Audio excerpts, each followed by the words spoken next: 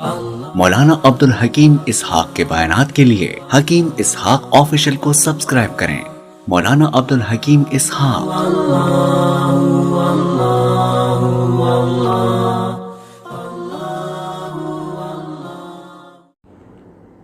السلام علیکم ورحمۃ اللہ وبرکاتہ۔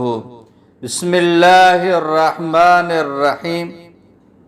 سجدہ سہو کن حالات میں کرنا پڑتا ہے؟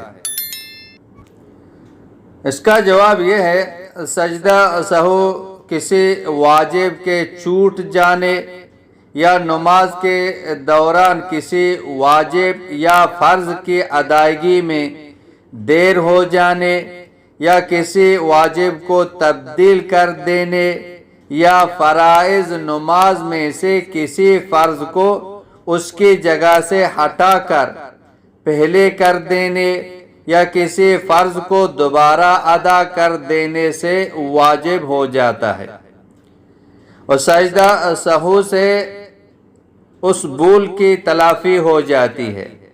اگر قصداً ایسا کرے تو سجدہ سہو کرنا کافی نہیں ہوگا، بلکہ نماز کا دہرانا لازم ہوگا، اور اگر کوئی فرض چھوٹ جائے تو اس کی تلافی سجدہ سہو سے نہیں ہوگی، اور تسبیحات وغیرہ اعمال جو سنت اور مستحب کے قبیل سے ہیں، ان کے چھوٹنے پر کچھ واجب نہیں ہوتا ہے۔